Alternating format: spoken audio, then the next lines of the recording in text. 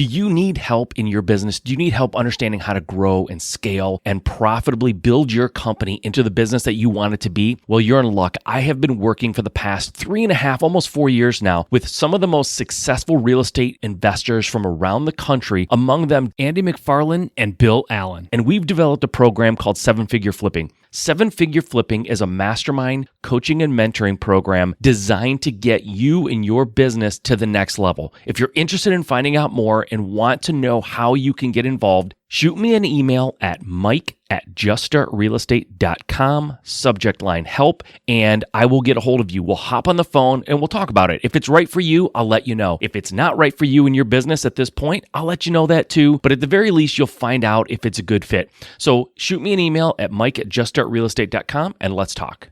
All right, on with the show.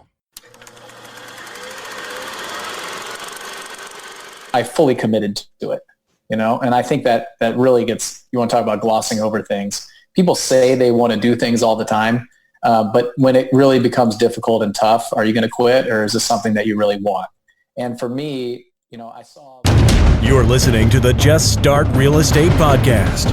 If you're serious about your real estate investing business and need real answers, you are in the right place. And now, your host, Mike Simmons. All right, guys, thank you for joining me on Just Start Real Estate. I appreciate you being here. I know you have a lot of options in your life and things that you could be doing. So the fact that you choose to spend it here with me is not unappreciated. I really appreciate it. And I'm excited to have my guest on today. This is a multi-time person on this show and somebody that I have a lot of respect for.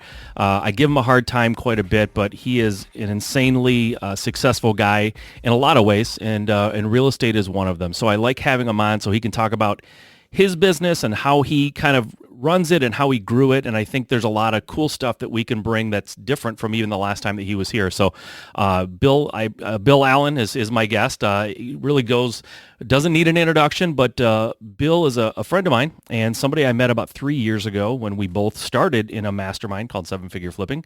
And we were both kind of inaugural members. We were on the first meeting of that program, and Bill was kind of new to real estate, or relatively new. I had done some things, but we became friends, and I have a lot of respect for him, and he has managed to grow his business, I dare say, bigger than mine. So, and he's done it a very short period of time. So he's somebody you should listen to when he talks about real estate, and I'm psyched to have him here because I know he's a busy guy. Bill, thanks, man. Thanks for being here. Yeah, absolutely. I'm going to take a couple of those clips of what you just said and use them against you in the future. They are copyrighted, so you can't do that. You can, but you'll have to pay me. So ironically, I'll still win. Okay. Again, thanks for being here. I know, like, behind the scenes, all the things you have going on, and everyone says, "Oh, you're so busy. Thanks for being here." But literally, like, we got on here and you hadn't eaten lunch. It's well past lunch, and you shared with me you haven't showered in a few days. So you're a busy guy with bad hygiene. No, I'm just kidding. I know you've been just blowing up your business and doing a lot of stuff inside the coaching program and just busy, super busy. So thanks again for being here. You've been on the show before. I think people will remember you, but if they don't, maybe give the Cliff Note version of who you are and how you got started in this business and kind of take me to, a few years back to where we are now. Yeah. It's a good thing this is your show because I'm just going to let you beat me up. So, all right, cool. I did shower before this. So I had a full-time job. I was a Navy pilot. So I was flying for the Navy. I've been flying for the Navy for about 12 years. Always had a flying job, and got married, we had our first child on the way when I started trying to think about even further down the road, like what's going to happen. I think that was when kind of like the light bulb hit me of, I got to get serious now, right? It's not just about taking care of me or just me and my wife. So I looked into real estate and flipping houses, and I had a couple rental houses at that time, but never done a flip. So I did my first flip when I was stationed in Maryland, and I was doing like one a year. I did one that year, and then I did the one the year after that. And then, along came kind of Justin Williams in that program, and that's where you and I met. And I just threw my hat in the ring, enjoyed 7-Figure Flipping, hoping it would get me a couple more deals out of the year, and it really just kind of took off from there. So just going back, like getting into real estate, it was just, I did a lot of reading and listening to podcasts just like this, things like that to see if it was going to be something that I was interested in. Dipped my toe in the water, tried my first flip. That was successful. Second one was successful. And then it just kind of snowballed from there, getting around the right people. So that first year of being in the group, did 67 deals.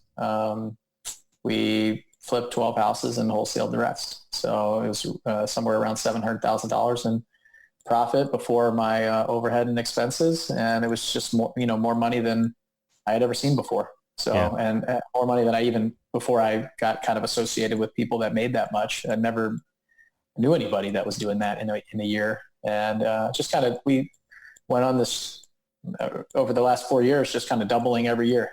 So it's going to be hard to do this year, but I think we'll see a 40 or 50% growth this year over last year and in the kind of numbers that we're doing. So it's really exciting. Yeah, it's pretty amazing too. And you sort of glossed over a little bit that the first year you built your business, you were working, right? Full time. So, problem number one or argument or objection number one to real estate investing is I have a full-time job. I don't have time for it, right?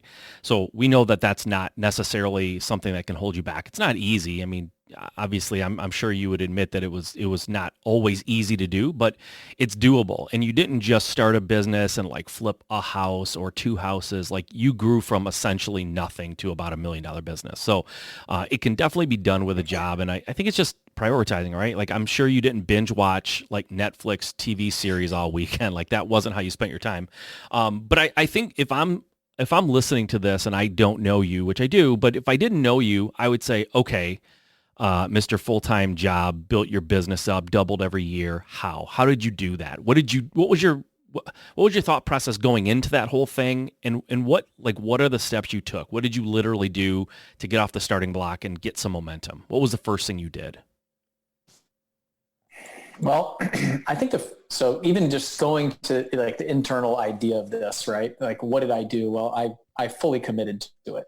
And I think that really gets, you want to talk about glossing over things. People say they want to do things all the time.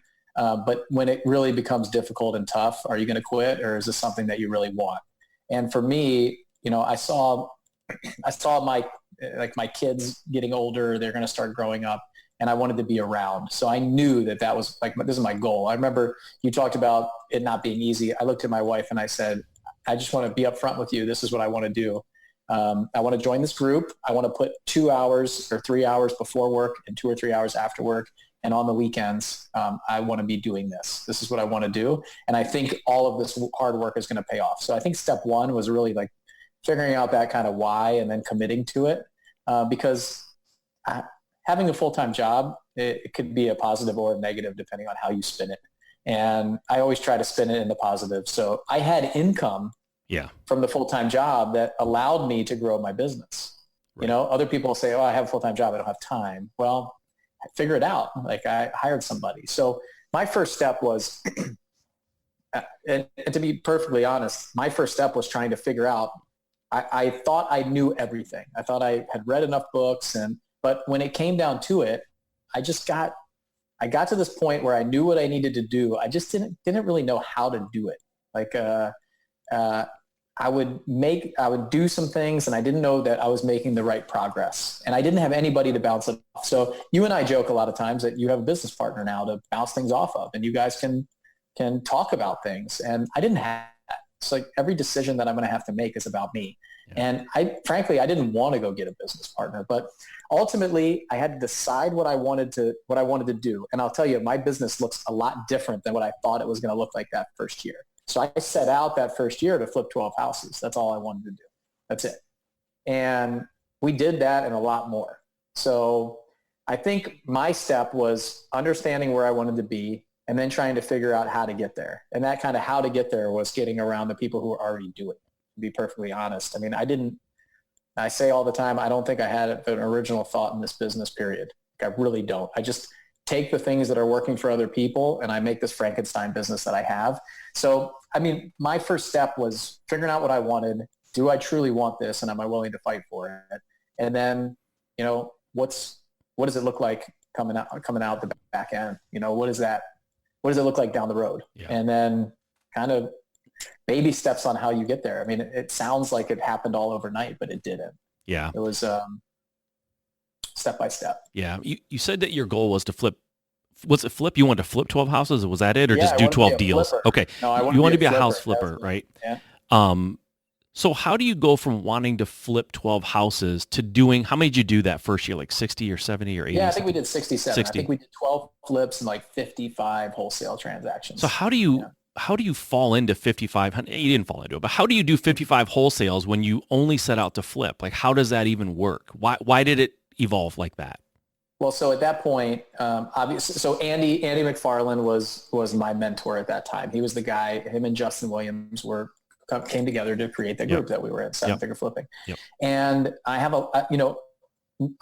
what happens a lot of times is the people you kind of become that, right? So what I realized was even in order to flip 12 houses, I was going to have to go out and find my own deals. I was going to have to find my own stuff. I didn't have the deal flow. I didn't have any consistency in the business. And in order to really control that, I was going to have to go be the one to go find those. And so I did that for a little while. I did it for like a month or two where I was sending some marketing. I was only marketing to areas that I was going to flip. That's it. And the best areas, the nicest areas. And it's an area where there's not a lot of distress or there's not a lot of things going on or it's very competitive. And then anything else that I got, I just sent to somebody else. Said, hey, here's a lead for you. I don't want to be a wholesaler. Go work on it. And what I realized was I was spending a lot of money and a lot of time developing all those leads. The people that I was giving it to, it's not bearing any fruit because now I'm reliant on their business and not mine. And I have no control over that, but I spent all this money to get it. And so what happened was I realized that if I'm going to control the deal flow and I'm going to, want to be this flipper, then I'm going to have to figure out how to monetize all these leads that are coming in. And that's when I realized I'm running a marketing business, not a flipping business. Yeah, that's so true. I know. I tell people all the time, we're really marketing and sales business because we do a lot of wholesales too, right? We don't do a ton of flips. I started my real estate investing career being a house flipper. Like that's what I did for about 5 or 6 years. And then I kind of changed my model over and it was for similar reasons as you, right? Andy was also a mentor for me back then when we started. He runs a highly successful wholesaling business in Utah. And I famously told him that I'm going to raid and pillage his business. Like I'm just going to go in and take everything until he tells me to stop. And he never did, to his credit. I mean, he's, Andy's nicest guy you ever met in your life, probably. Yep. And so I kind of did the same thing. And what I'm interested in is that one thing that you said that I think people should really pay attention to, you were driving leads and you weren't able to monetize them all yourself with the model that you thought you wanted. So you adjusted a little bit and said, if I'm going to get these leads and I am not going to flip them all or can't flip them all or they're not all flippable for me, how do I take those and monetize them? I think people sometimes get in their mind that I'm going to be a house flipper and I don't need to learn anything else. And I think in this day, and maybe in any day, but in this day for sure, where marketing is sometimes tougher sledding a little bit than it was a couple of years ago, you have to look at what's coming in and make everything out of it. And I talk to people about this all the time. I get frustrated that people work their butts off to get leads, and then they work their butts off to get contracts. And if they're wholesaling them, they sort of want to push the easy button on the back end and they want to just go, I know this guy's a house flipper. He told me he'll buy anything I have. And so I just sell them all to him. It's like, you're losing money. I guarantee it. I don't care how much he's paying you. You're losing money. That's not the way it works. So having that mindset of, okay, we know generating leads is really this business, right? If you're not generating leads, there's no oxygen pumping through your body. You're dying. So you need those leads. Once they come in, it's sort of your responsibility as a real estate investor to figure out the best way to exit that property or the best way to monetize that property. And for some people, it's mostly flipping. They want to flip, and that's what they're set up to do. And for some people, it's wholesaling. So I think that's an important reminder. So I'm going to get a little bit kind of a beginner level here for a second, because I just know what people, listen, we coach a lot of people, you and I both.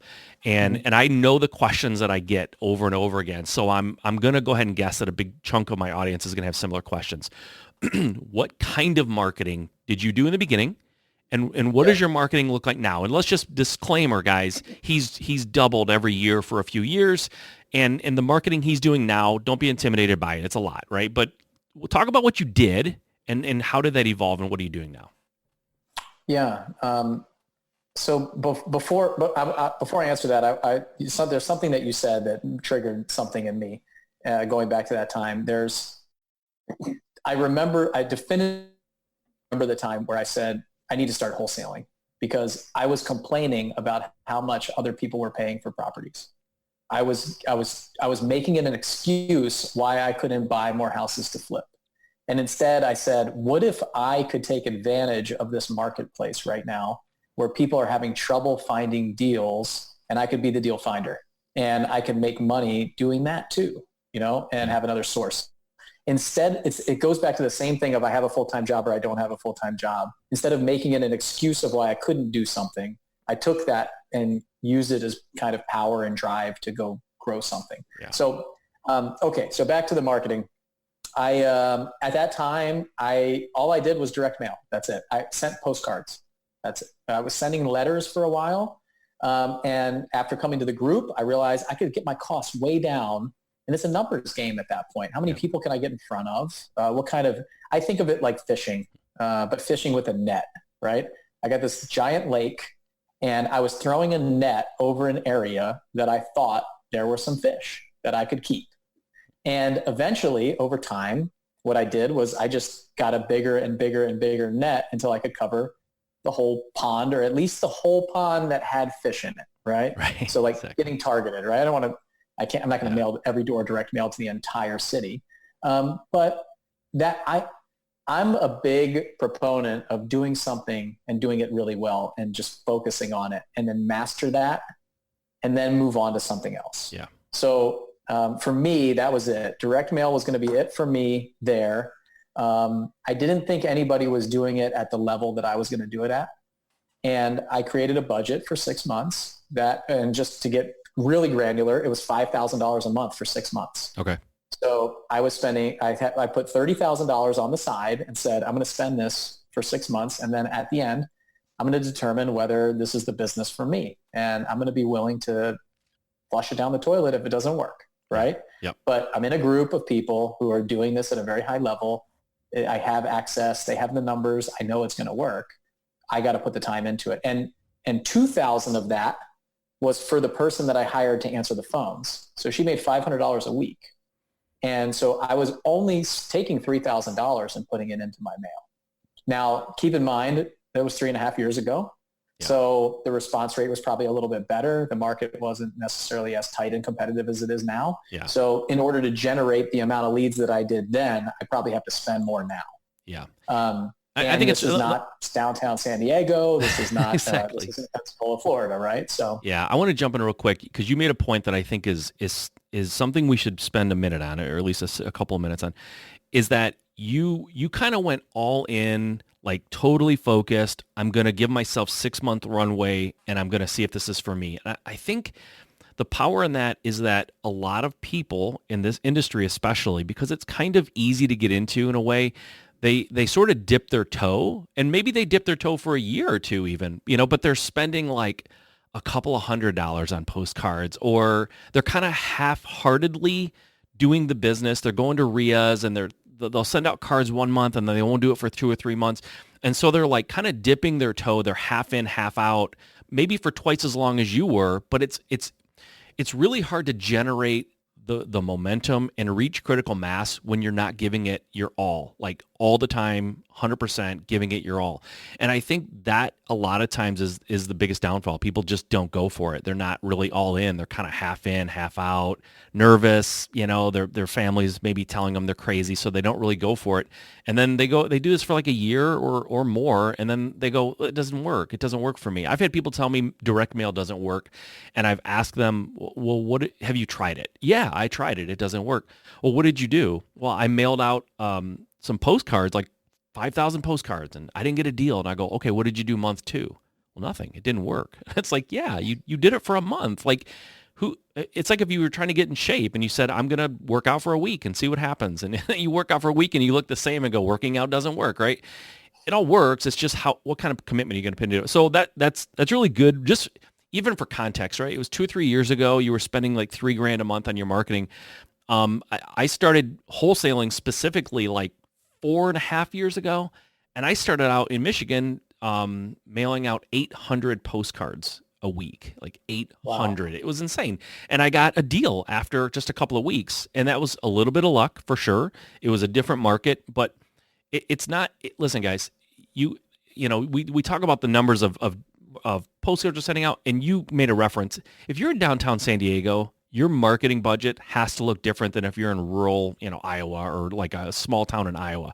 It just has to look different. And also I wanted to bring up, because I know this about you, tell us about the market you started in. I assume it was this big market with, no competition and just easy to, like, what did your market look like? Yeah, there were a couple people that were wholesaling at what appeared to be a decent clip, doing a couple deals a month, maybe 2-3 deals a month. It's about 350,000 people. Wow. So it's not millions, right? So it's not a huge market. But our response rate was it was pretty high then. It's probably 3%, which for us it sounds high, but some people might be going 2%. The response rate's horrible.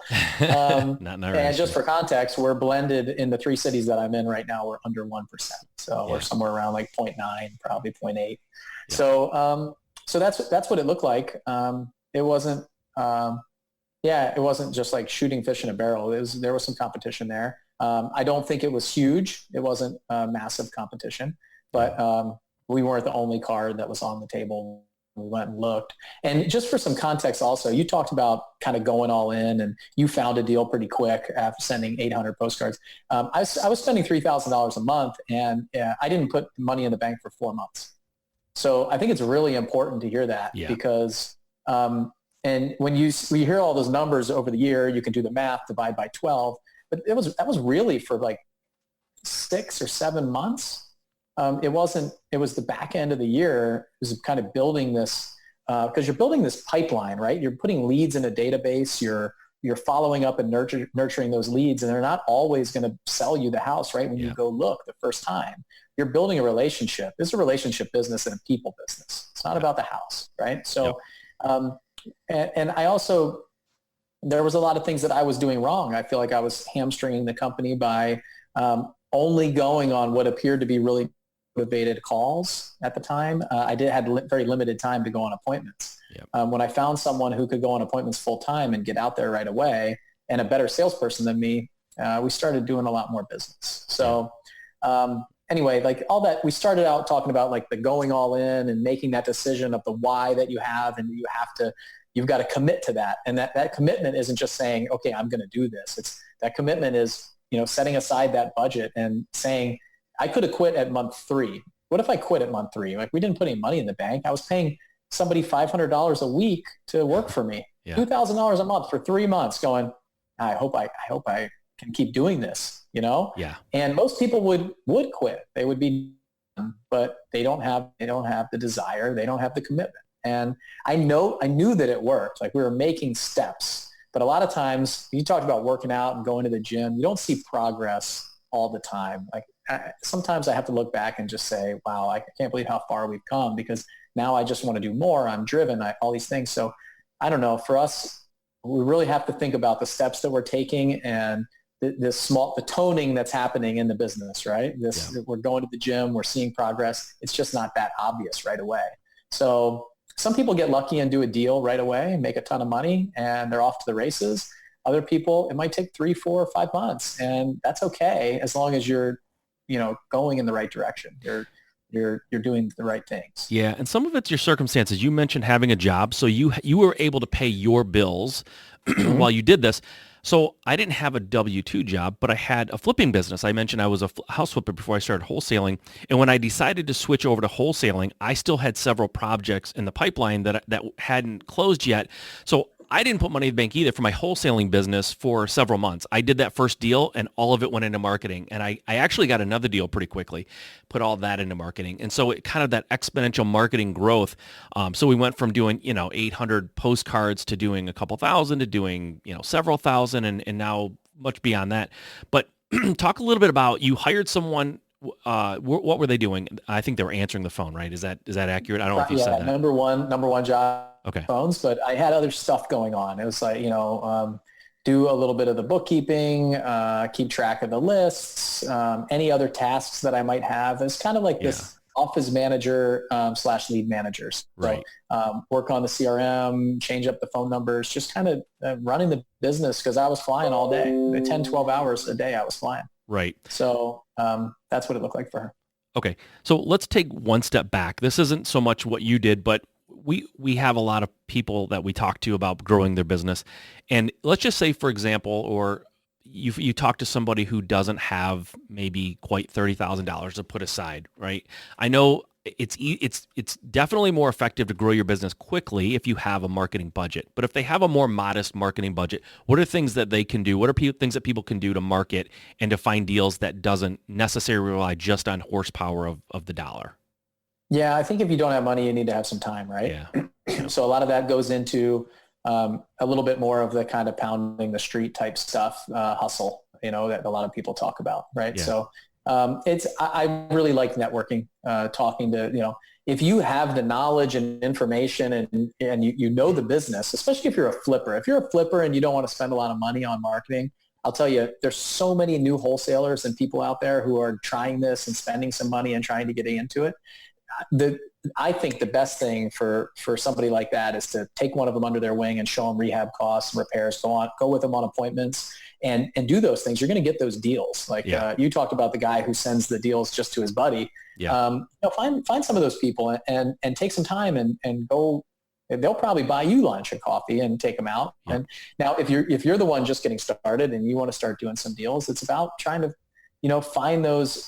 I really would focus in distress. So I'd focus in the distressed areas. So if you can get a smaller list, like a tax delinquent that's a couple years delinquent, or maybe some pre-foreclosure lists that you can call them up and try to get them out early, like talk to them and get them to respond, because a lot of those people, they want help and they're willing to respond. They just don't know what to do. Yeah.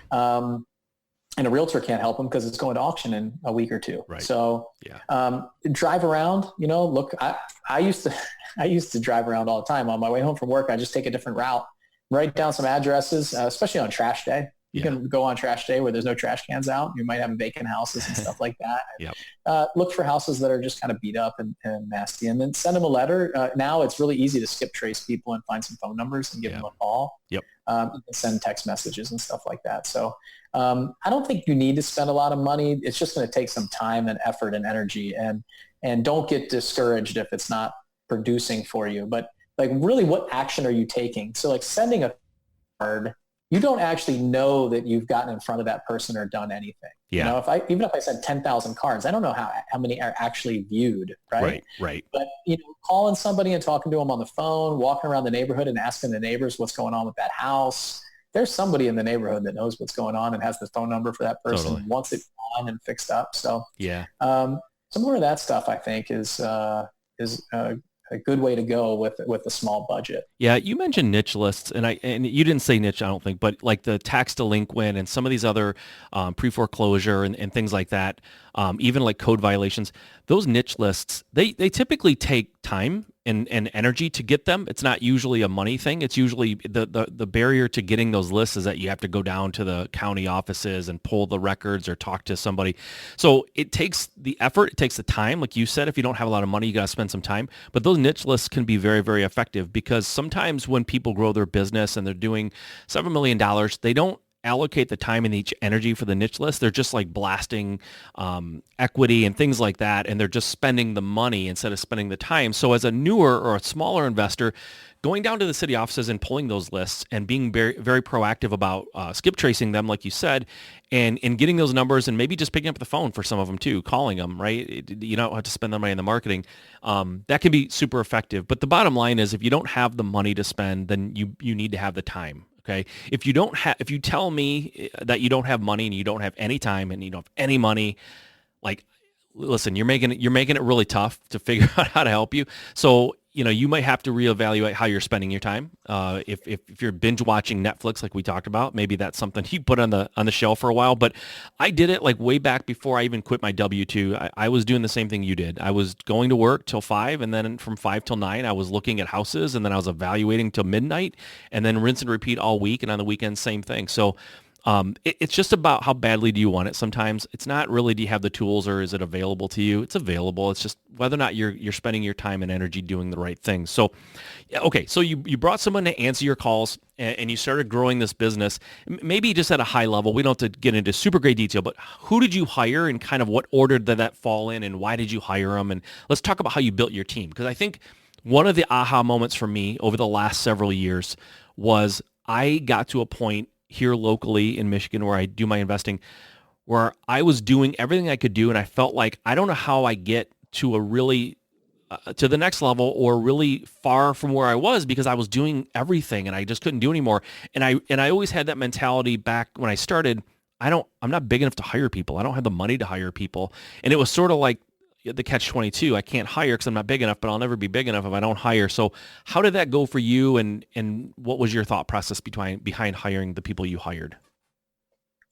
Yeah, so obviously when I just first started, I hired her right away. So her name was Dee Dee. She was actually the second person. I hired somebody else, Jamie. It was 2 weeks. I've never heard of Jamie. Her husband got relocated to Virginia, and that was it. So I got her all trained up, got her answering calls, went on some appointments. Sure enough, she calls me and says, hey, I got to leave. And I was like devastated. And so then in comes Dee Dee, and they trained together a little bit. And the three of us got together, and Dee Dee took over, and she's phenomenal, right? So that was that lead intake person. But I wasn't ready. I wasn't ready for this person. I knew that I had to budget it in because of my schedule and my limitations. If I was trying to answer phone calls all the time while I was flying, here's what happens. We try to make excuses all the time. We're the human beings. That's all we do. And so my excuse was, I just can't send that much mail because the phone's going to be ringing like crazy and I'm not going to be able to answer. I'll be wasting my money. All this stuff's going to go to voicemail. I'm not even going to be able to follow up leads in the time that I have available after work. And then can I really call someone at 8 o'clock at 9 o'clock at night? Or on Sunday, what does that look like? So I need to have somebody that's going to help me with that and answer the phone, call people back and follow up because I know I can't. So what I know now is that I want to keep my strengths and stay in those areas where I'm strong and kind of hire out my weaknesses. I also hate to answer the phone. I don't like to talk on the phone ever. People call me. I don't want to answer it. I mean, you call me. I don't answer. I know. So it's true. He's making, no, totally joking a little bit, but not totally.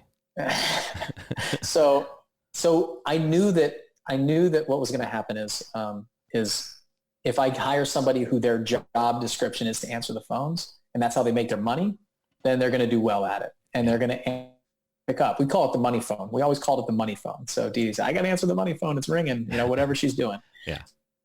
So that was the first person, was that lead manager for me. I knew needed that in my business. It might look different for you. Like somebody else they might love to talk on the phone, but not like to go on the appointments, and have time to answer the phones and not want to do that, or not be good at business to business sales, or not be good at the, estimating rehab costs or doing the repairs or, all of those things. So for me, I wanted to make sure that I hired out my weakness up front and before I needed it. Like if you wait too long, like you said, you're never going to grow. Like if you just wait and it takes you 2 years, then you're never going to get to that next step. So that was the first person, was that lead manager. And then what I realized was I'm not able to get out on these appointments as fast as possible. And in fact, when I hired Dee Dee, she was trying to wholesale herself. So I thought that she would want to go on the appointments when we were ready. When we got to that point, I said, look, hey, and when people called in, if I wasn't available, Dee Dee would go. She'd go on the appointment. So I thought she was going to kind of fleet up, what we call it in the military, like fleeting up from XO to CO. So she was going to fleet up to acquisitions. And then when the time came, I said, hey, Dee Dee, are you ready to do that? Should I hire somebody to answer the phones?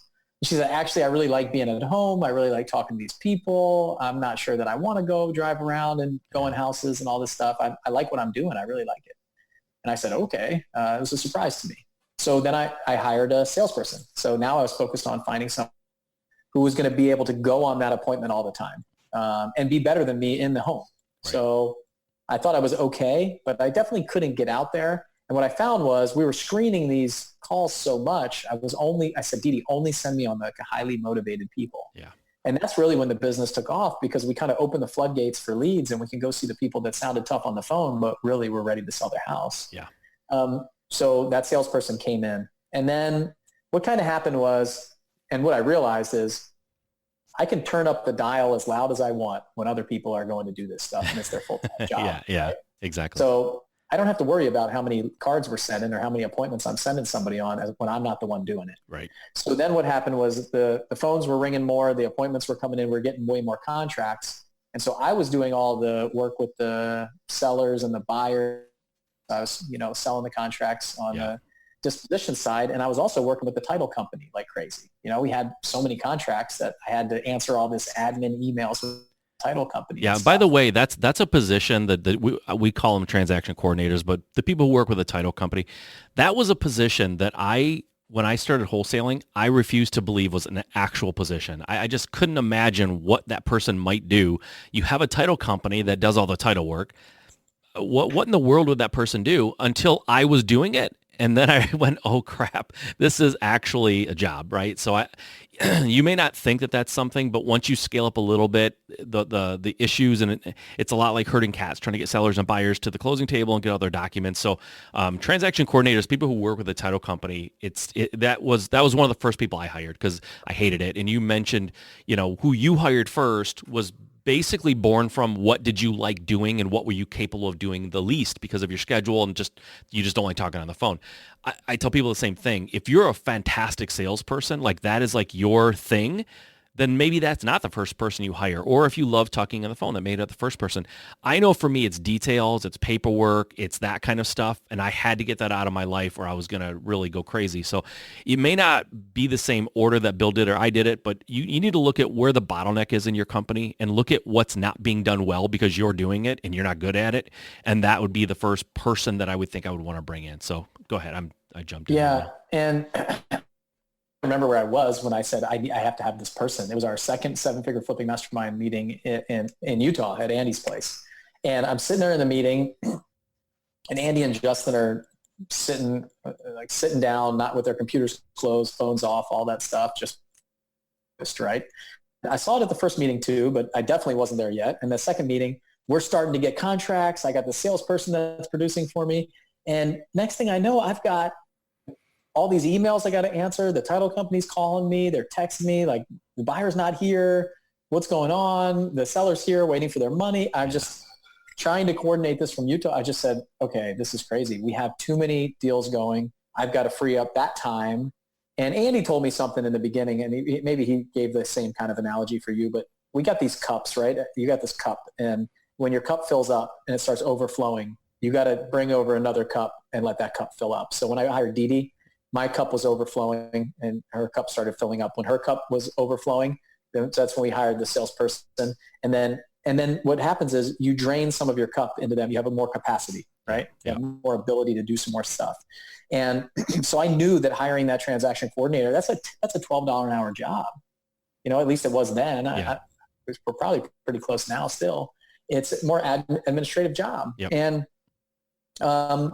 so that really freed up a lot of my high paid time to go do the other things, the money making tasks that I needed to do. So I hired her next to deal with the title companies. And the other thing is salespeople are notorious for not wanting to do the work of the contracts and the pushing paper and all that stuff on the back end. So if I could free up more of their capacity too, they can go on more appointments, do more follow-up, more houses.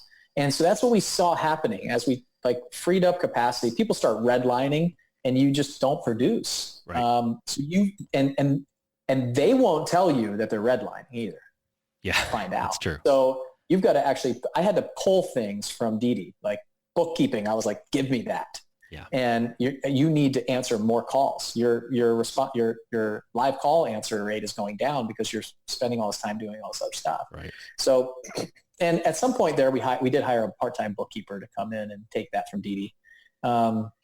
And then after that, the thing that I love the most is the business-to-business sales, the back-end dispositions, the properties. I can talk numbers. I can talk what does it look like if you'd flip 3 more houses this year. I can really sell that stuff. Yeah. And that's what I really enjoy it too. I like putting a deal together. the back end with somebody who speaks my language, Yep. who's running a business like mine. So that's the last thing that I gave up was that dispositions job. So Yep. then that year, it was probably towards the end of that year. So that was my team really, was those people that first year and me. And then I think Ryan, the dispositions manager, came in probably towards the end of that year, beginning of the next year. Yeah. And that's the team that we did those deals with. So I think you asked me, what did that look like? And now, what does my team look like now? It's just pretty crazy. We have like 15 people. We're in 3 different cities, and we have lots of different positions that we've hired for and changed over some people over time. But yeah, and this is a business, by the way, guys, just to remind you, is what, 3.5 years old, something like that? Yeah. Like 3.5 years old, well, almost 4 years. Really. This is not a 15-year-old business we're talking about or something. Like, this is a fairly scaled up business pretty quickly. And really what we're talking about, I hope you, all of you listening, I hope you understand that what Bill's describing right now is he built a company. He didn't design a job for himself, right? He built a company. He has folks answering the phone, going on appointments, talking to title companies. He's built something that, to his point, when he was at these 7-figure flipping meetups that we do, he was seeing other people like Andy, and they weren't answering their phones. They weren't stressed out running around trying to talk to title companies, because they also created companies that run like a company with people who have jobs and things that they do inside of your company. So for a lot of us in real estate, certainly when we start out, we're kind of everything, and that's fine. That's sort of how it is a lot of times. But bringing people into your company, it may sound scary, but that is literally how you free yourself from having to do everything. There's so much that goes on in my company that I don't know about because I hired people who are better than me to do it. And frankly, I don't want to necessarily know about it because I don't add a ton of value to certain areas of my company. Like you, and it's interesting that I don't know if I ever heard that part of it or knew that about your business, that the dispositions is your favorite part. It's my favorite part too, and I guarantee that we do it differently. Your technique and the way that you disposition properties or the way that you get the most money for them is different than me, but it's the last thing that I hire too, because it's what I like the most as well. I love that back end process where you're trying to take this contract that you got and find how you can monetize that, or who you can sell it to, or how do you sell it, or are you going to flip it? Are you going to wholesale? What are you going to do? How am I going to maximize the opportunity that I have with this particular contract? So that's pretty cool. One thing I want to say about that is we did talk about what you like to do and what you don't like to do, but I think you really, really careful about just doing things because you like them. Because if I really like to do admin and push paper that didn't move the needle for my business and be where I needed to be as a business owner, and I spent all that time in the transaction coordination role where I could hire it out for $12 an hour, that's a big difference than what I'm saying of really liking being in dispositions. Because sure, I would much rather run my company from a high level and not be in that role if I was bad at it, but I was good at it. And the difference was I liked it. I was good at it. I had the capacity for it. And when you're doing 100 deals a year and you can make an extra $2,000 a deal, that's a big money-making task, right? That's a big difference for what's going in your pocket. Yep. So the other thing that I'll recommend people is to really break down their hour. So sit down and say, how many hours did I work last year? How much money did I make? What's my dollar per hour? Right. And I would really try hard not to go under that. So if you're a $50, I think I was $53 an hour when Andy had me do that 4 years ago. Yeah. And that was with my flipping, with my rentals, with my Navy income, with everything, $53 an hour. So I stopped cutting my grass that year. I spent time with my family. I stopped doing the running to put a lockbox on a house, and I'd pay someone 2 hours at $12 an hour to drive 2 hours to do it for me. Right. And I'm going to spend my time really smart on doing things because I want to get $53 to 100 to 200 to 500. Yep. So now if I was doing dispositions and I was making an extra $200,000 on top of everything else that we were making for the company, that's a pretty high dollar per hour task. So anyway, I just want to throw that in because I know we talk a lot about what you like to do and what you don't like to do. But I think it's really important you have to be fulfilled though too. So you don't want to be doing things that you hate to do. Right. As in, like you said, You're just creating another job, and you just happen to create a job that you hate. Yeah, exactly. And you know what? It's a good point. Yeah, I think that well, let's put it this way. I think the other side of like, doing what you like, and then if you don't like it, hired out, to your point, even if you like it, if it's not adding enough value, it's not really moving the needle, you may like it. And sometimes people hide in what they like. They like certain parts of their business and they sort of hide there, and they're super busy and they feel like they're being productive. But as a business owner, it's your responsibility to run the business and to move the needle, right? So even a dispositions guy or lady who's making an extra $2,000 on 100 deals, that is very, very significant. But you got to think, your business has doubled, and you couldn't double it if you were in dispositions. No matter how good you are, you're still costing the company money by not doing the higher level stuff. So, and we're talking about a company now that's kind of scaling up, right? When you're small, we get it. You don't have 15 people. I know that. But that was the point of having Bill go through that. I want him to explain that journey and how he brought people in and why. And that's a good point. If you like doing it, but it's not moving the needle, you have to be fulfilled, but you also have to take a look and sometimes business is a lot about being honest with yourself too, and not just saying, hey, I like going on appointments because I like people. I don't get contracts. No one ever signs with me, but I like talking to people. That's not a business that's going anywhere. So you have to be real honest with yourself about your strengths and weaknesses. And really, it probably took me 8 years in business to be 100% honest with myself about what I was good at and what I wasn't. It was easy to talk about what I was good at because that's always fun to talk about. But sometimes it's harder to talk about things you're not good at. But you need to really take that self-assessment. So let's move forward a little bit now. So now, how do you spend your days now? And I know you're heavily involved in seven-figure flipping. We've talked about that a few times. But where are you spending your time, and what are you focused on, and what are you excited about right now? Other than that? No, it can be that. I know that that's part of it, but like, let's talk about that. Like, what do you, how are you spending your time there, and how is your business is running? You have a COO. You didn't mention that guy, but that's like more recently, you've hired someone to sort of run operations. So you really don't have to be there for a lot of it. So how are you filling your day, and what's that look like? Yeah, so a year and a half ago, I hired a guy named Nate Johnson. He runs the company day to day. So COO, it took me a while to get him up and running, but I knew that I wanted to do more in the coaching business. I wanted to continue to give back. I was doing some coaching with them, and I just saw an opportunity to do more and to help grow that and kind of give back to the people that gave me so much. And so I knew that I would need to pull myself out of my business to do that. It just wouldn't be, I could tell it was already happening. I was coaching, and we weren't growing. We were just kind of flat.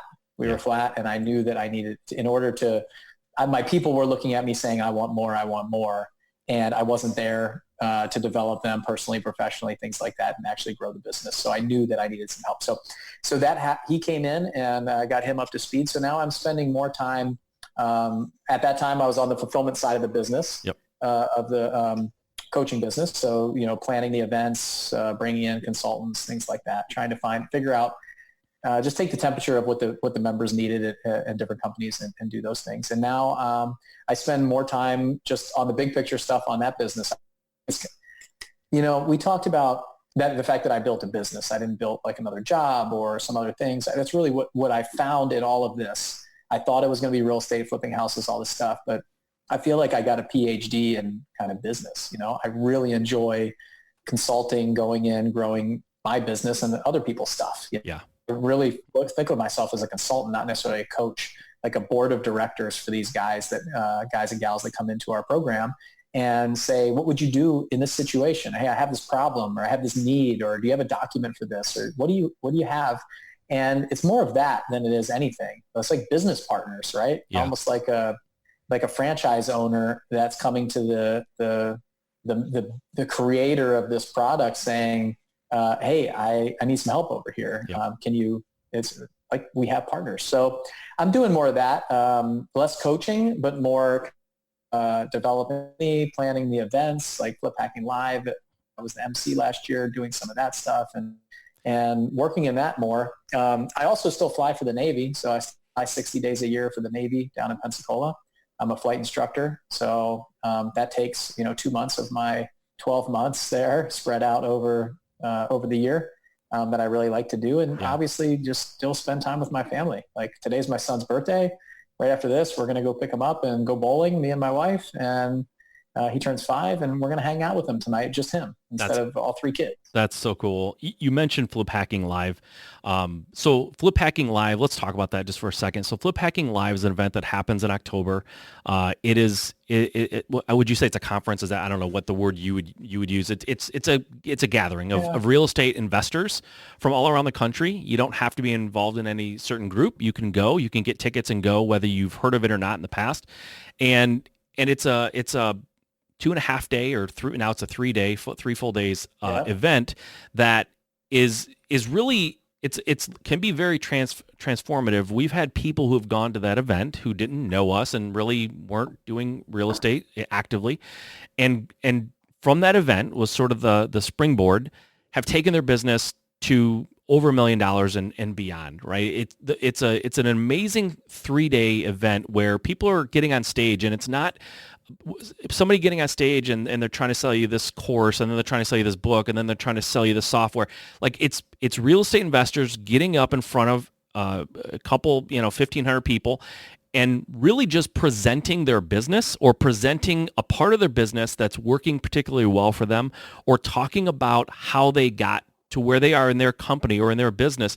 And it's just giving. It's just 3 days of like just constantly giving and just content and just sharing. So I've been to a lot of real estate things in my life before I was involved with 7-figure flipping, and they're almost always disappointing because you go there and it's like people aren't really sharing and everyone's sort of tight-lipped and they're being vague. This is all about giving. These are not, for the most, like Jocko Willink is going to be there this year, right? So that's huge. He's going to be there, and he's a big part of it. But there's a lot of people who are going to be on stage that are not presenters per se. They're business owners who are highly successful, and they're there to give back. They're there to tell you their secrets, if there's really secrets in this business. But they're there to tell you what they're doing. So it's definitely something. I'll let you do it, Bill. You're the main man here. How do they get tickets? How do they learn more? If somebody wants to go to this event and see you and see me and Justin and Andy and all these people we've talked about, how do they go about that?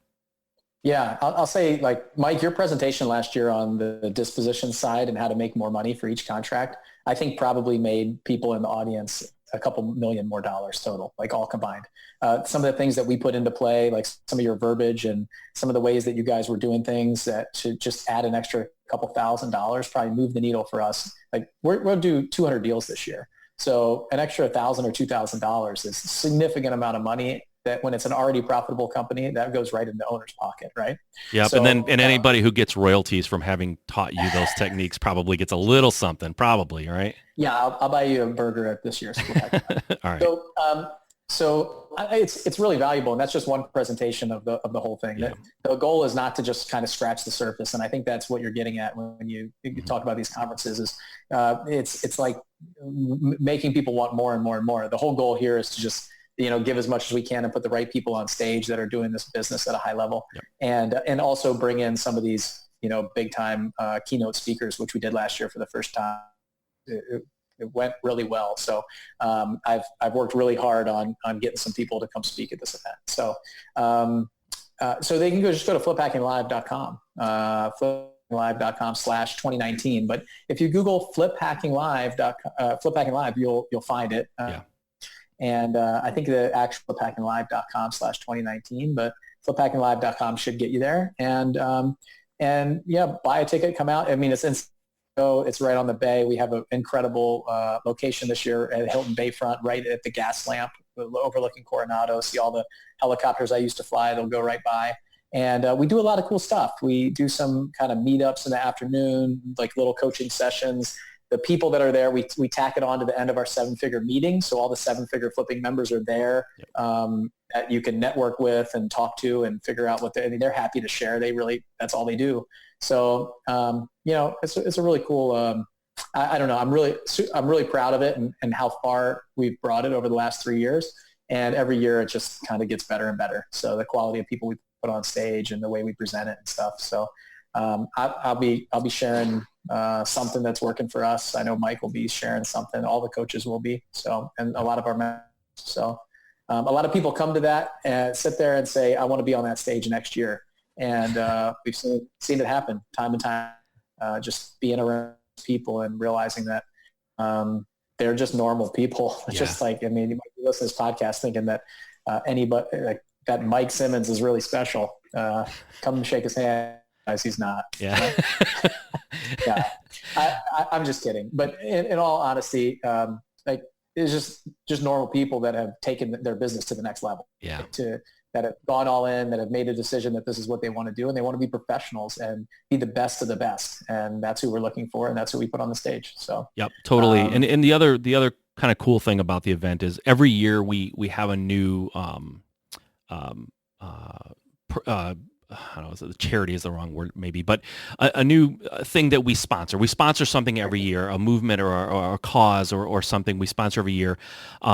Last year was Underground Railroad. Why don't you, I see you got the shirt on, so I think people, no, you don't. Oh yeah, you do. Yeah, you do. I thought you did. Yeah, it's a abolitionist shirt. So, and I know, like, we give each other a hard time. You've done that probably more than you should have on this particular episode, but but you run this, you have this business, this real estate investing business is highly successful.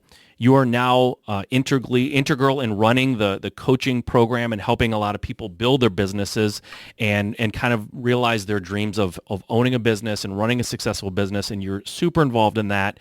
But talk a little bit about that. I think it's just, for a minute, I think it's important, and it kind of shows your character, and it shows the kind of person you are and where you're willing to spend your extra time, which is very limited. And let's talk about this cause and this thing, because it's so important, and I think it's just amazing. So maybe just spend a couple of minutes and talk about that. Yeah. So it's funny because I came into this world from the Justin Williams podcast, like we talked about, and then kind of into seven-figure flipping, and then I watched Justin flip a house, or at least the video of him flipping a house when we were preparing for OUR, Operation Underground Railroad, to come to our event last year. And so I was researching it, and I found that Justin had flipped a house and given away like $35,000 to Tim Ballard and OUR when they were getting going. And when I saw that, I said, wow, like, this guy has renovated and this is after I already knew him. I knew him for like 2 years. I had no idea he did that. And he gave away all of his profits. And so that motivated me to do something even before OUR came. And we're renovating and giving away a house completely. Like, we bought the house, we're raising some money, and we're giving the house away to combat wounded or combat wounded veteran or Gold Star family, very dear to my heart, down in Pensacola.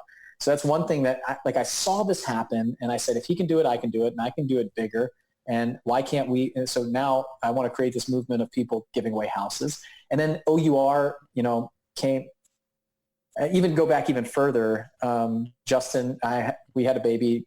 He's 2.5 years old now, but he had a heart condition, surgery. And the first year of Flip Hacking Live, Justin, I was a member. I was a paying member. He invited me to speak at the event, and they chose the Heart Foundation as the charity for the first event. And we raised $17,000 as a group. There was probably like 200 people there.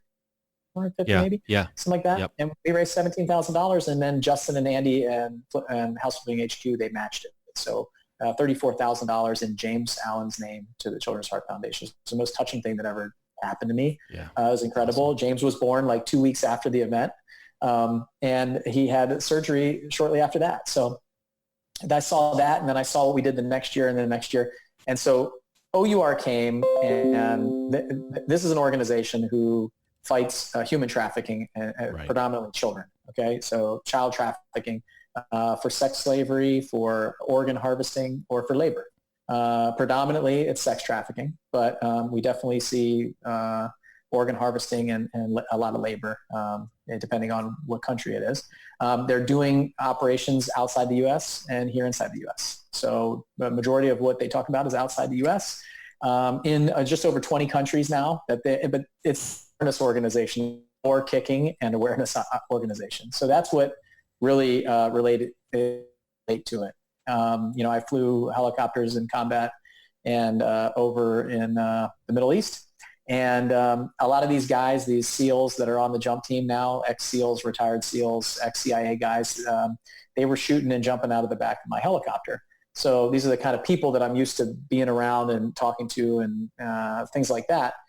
And so I could really relate to what they were doing, and I wanted to become a part of it. And seeing that at Flip Hacking Live and getting to know them a little bit more in that organization, it was really just amazing to me to see the difference that they were making and what they were doing. And we ended up raising $150,000 for them at the event, but we gave at the event just like everybody else. But my COO, Nate, he's a police officer as his background, and he wants to kick doors down. He came up to me at that event and said, "Hey, I'm going. I'm going to go kick some doors." I said, "Man, I need you to run the company." So he dug in a little bit more and found out they needed some help in Tennessee. So we said, "Okay, what can we do?" And we kind of beat their door down for about 3 months, just kind of knocking, saying, "Hey, I want to do this. I want to do this. I want to do this." And eventually I got to the right person, and then the right person, the right meeting, and then approved to be the kind of director or chairman of Tennessee. So all the volunteers in Tennessee now come through me and my assistant and our team. And the staff, my company, we just had an event here in Franklin, Tennessee, where Tim Ballard came. We showed the documentary, brought some people in. Craig Morgan played a song there, country music singer. Travis Tritt or Tyler Reese Tritt, she played there. It was just really cool. There's a lot of people in the music industry, a couple athletes, different people showed up, and we raised some money for a great charity. So we're planning on bringing them back again this year. That's my plan. So I'm working on the details with that, but it's an incredible organization where they set up aftercare in places before they ever go in. There's a place for these kids to go after they rescue them. And they're going undercover, and they're doing undercover operations, sting ops, things like that, arresting people and saving these kids. Yeah. A lot of these kids, either their parents have died, they've been kidnapped, they've lots of different things. I mean, Haiti is a place they do a lot of operations there after the earthquake. A lot of kids were just looking for something to do, and they get recruited by these traffickers. It's a multi-billion-dollar industry. And the biggest thing is the U.S. provides a lot of the demand. So, I feel responsible. I got 3 little kids. I don't want anything to happen to them. I think about it all the time when I'm not watching what could happen. And it's happening right here under our nose. And when I was found out about it and kind of my eyes were open to it, it just couldn't turn my back and say no. And I think it goes across any religion, anything. Sure. Like I think something we can all get behind, So yeah, I think so too. I can't.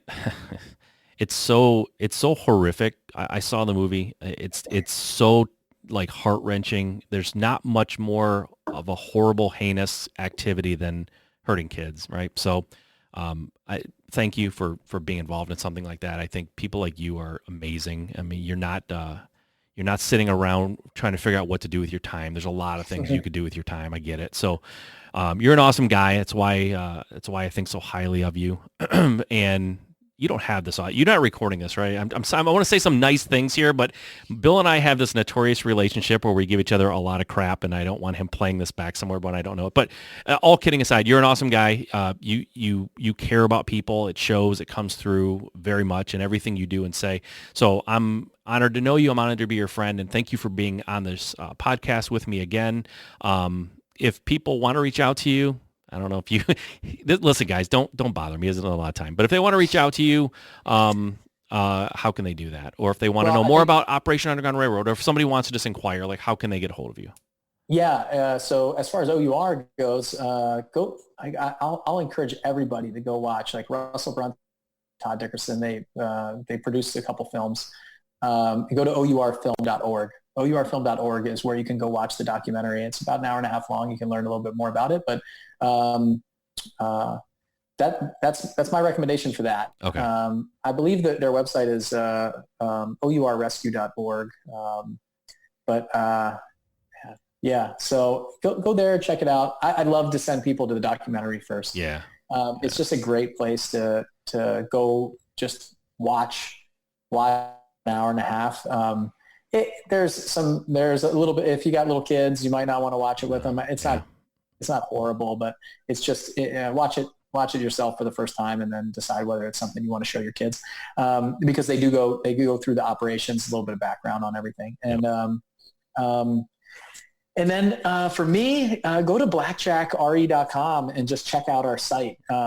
It's OURrescue.org. I just wanted to check. So OUR Rescue, you can go there. And then if you want to become a volunteer, I encourage you guys to do that. It doesn't mean you have to.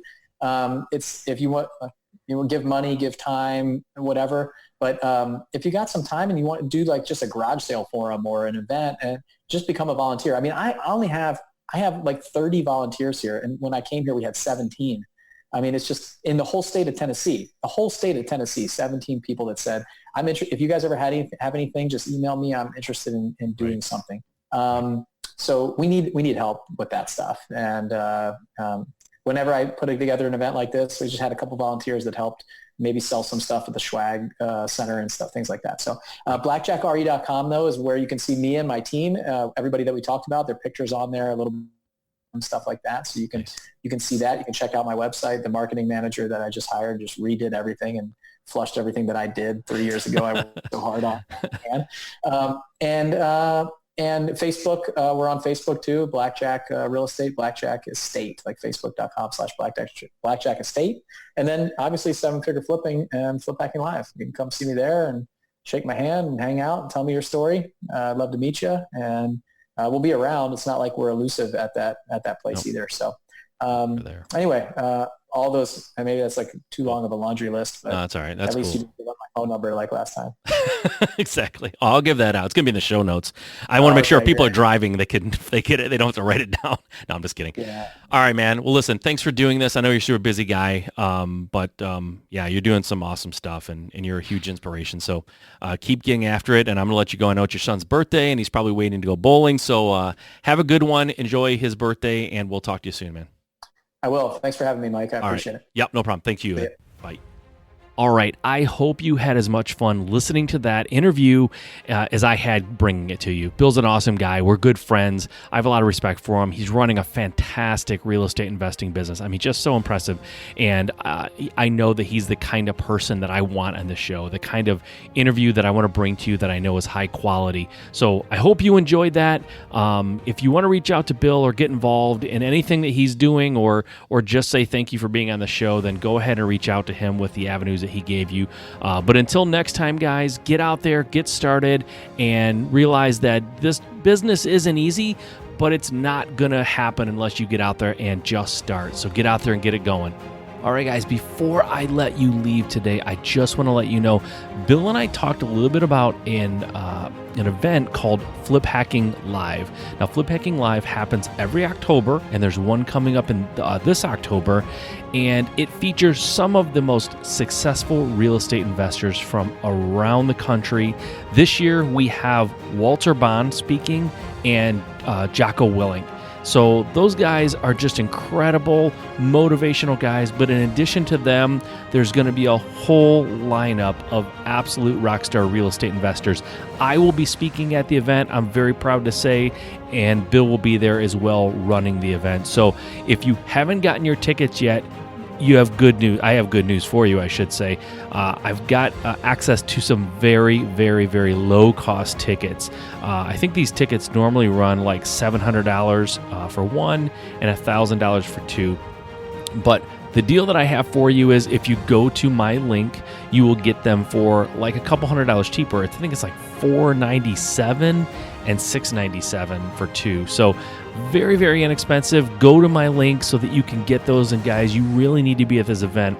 If you go to juststartrealestate.com/Flip Hacking Live, that's juststartrealestate.com, my website, /Flip Hacking Live. It'll take you to the special page with the seriously reduced pricing, and I would love to see you guys there. So go check it out. You need to get those tickets quick because they're going to sell out very, very soon. The event's in October. It gives you plenty of time to plan and get there, but the tickets will not last long. So go there and grab these really inexpensive tickets while they last so you don't have to pay full price. All right, guys, I will talk to you next time.